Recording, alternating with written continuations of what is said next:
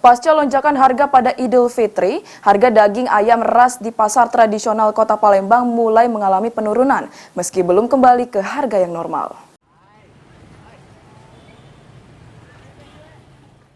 Berdasarkan pantauan PAL TV di Pasar KM5 Palembang, harga daging ayam ras mulai mengalami penurunan, meski belum kembali ke harga normal.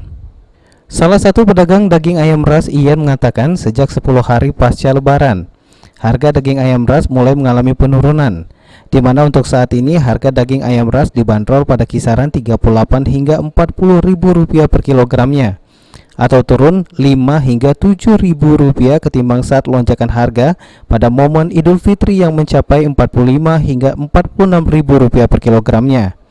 Meski begitu, penurunan harga daging ayam ras ini masih terbilang jauh dari harga normal yang ada di kisaran Rp30.000 per kilogramnya. Penurunan harga daging ayam ras sendiri sudah mulai terjadi secara bertahap. Naik berapa itu ya? Tinggi? Kan 45, 46. 46. Iya. Sudah mulai turun per 1.500.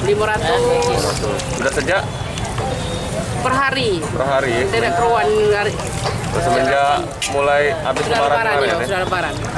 Dengan harga yang masih cukup tinggi nih, kalau untuk normalnya berapa yuk?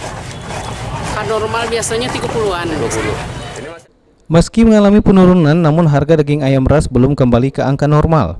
Akibatnya kini pedagang hanya bisa pasrah lantaran terus mengalami penurunan omset hingga 50%.